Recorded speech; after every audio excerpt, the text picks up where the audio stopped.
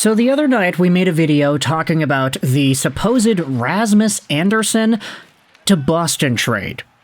And yeah, that trade didn't happen, but there were enough people talking about it and there was enough buzz that had us believing that it was going to happen that we had to make a video about it. Turns out, former Calgary Flames defenseman Rasmus Andersson and primed top trade target was interested in signing an extension with the Bruins after initially not being so interested. This opened the door for the Bruins to renegotiate for Rasmus Andersson in a trade, and we saw a lot of buzz about the package, and if Andersson would extend, then the deal would actually be reasonable. But then, later on, Rasmus Andersson got traded to Vegas, and the deal was honestly, there's a lot of value that Calgary got back in this trade. Zach Whitecloud, 2 picks, prospect rights, it's a lot, and the Vegas Golden Knights, as good as they are at acquiring players, they pulled another one out of their hat. 50% salary retained on Rasmus Andersson, giving them enough cap room to reactivate Brayden McNabb when he comes back from the IR. But what I thought was super interesting about this Rasmus Andersson trade discussion was what I saw Red Wings fans talking about shortly after the fact. You see, it's no secret that the Detroit Red Wings were in on the Rasmus Andersson trade talks. Speculation had arisen about the team needing a right-handed defenseman. Yeah, Axel Sandin-Pellikka's great. Mo Seider, fantastic. But you can improve over Jacob Bernard-Docker and Travis Hamonic. You can improve over Justin Hall. You can improve over most of these guys. And so Rasmus Andersson, not saying that he is a third-pair defenseman on the Detroit Red Wings, but just saying his presence would stabilize the Wings' D-core in a way that I don't think we've seen in years.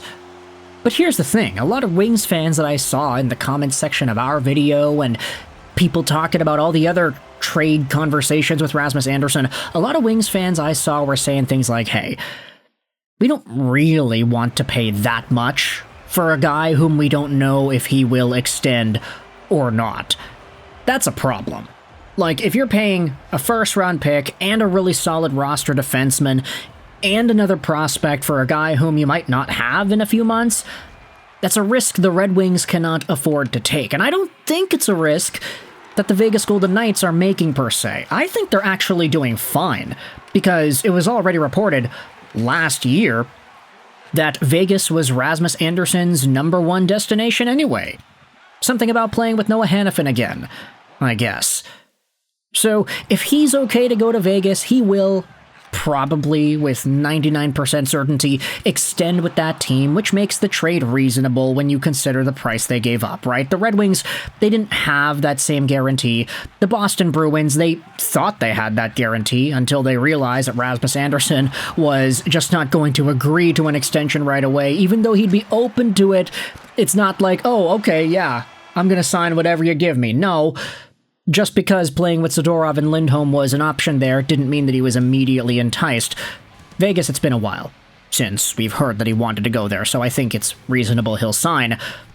But for the Detroit Red Wings, that risk was never an option, and I think that's fine. However, now there's another conversation that has opened up about the Detroit Red Wings and where it is they can potentially go with their trade conversations. Here's a comment on the R Detroit Red Wings sub, because they went out there and posted about how Rasmus Andersson was traded to Vegas. And yeah, it's relevant, come on. They were in the mix for the guy, of course they want to know if he actually does get traded and to whom. Sunshine goes out there and says, the return is a 2027 first, Zach Whitecloud a conditional second that turns into a first if Vegas wins the cup, and a prospect. Pijaki goes out there and says, I'd be cool with grabbing Zach Whitecloud from Calgary now. If anything, he's an upgrade over Jacob Bernard-Docker and Travis Hamonic.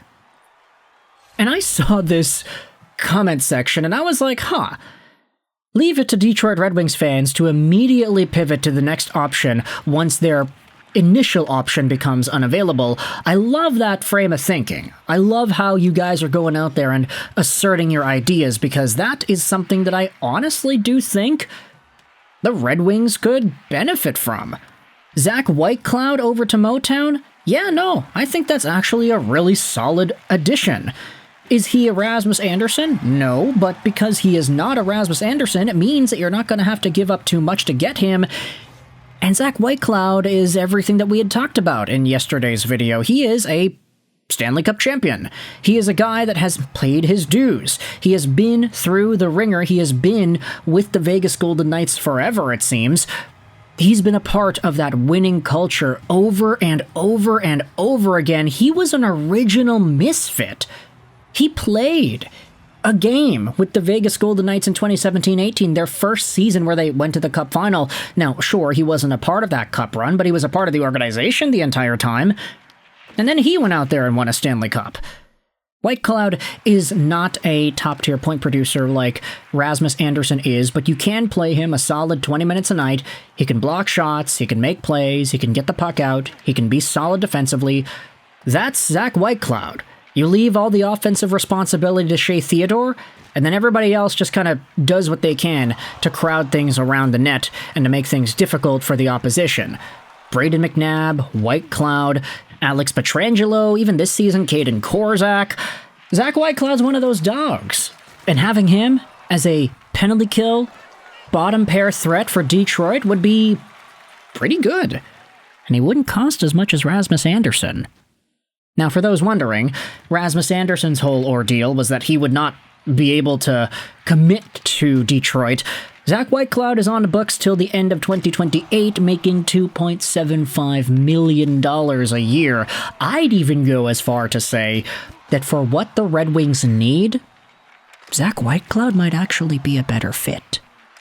I don't know about that. You know, I kind of feel it, but you can let me know your thoughts in the comment section below. Paying a guy $2.75 to be a 20-minute per night penalty-killing beast over a guy who is going to demand a lot more, whom you wouldn't have known if he would have re-signed or not, whom the Red Wings would have to risk losing in free agency and losing all the assets they got for nothing. Zach Whitecloud, at the very least, can provide the Red Wings with 2-3 seasons worth of play from now until the end of the 26th season, the 26-27 season, and then the 27-28 season. He's got a few years left. So with that in mind, I want you to let me know your thoughts in the comment section below. When one door closes, does another one open here for Stevie Y? And do you think there could be negotiations for Zach Whitecloud?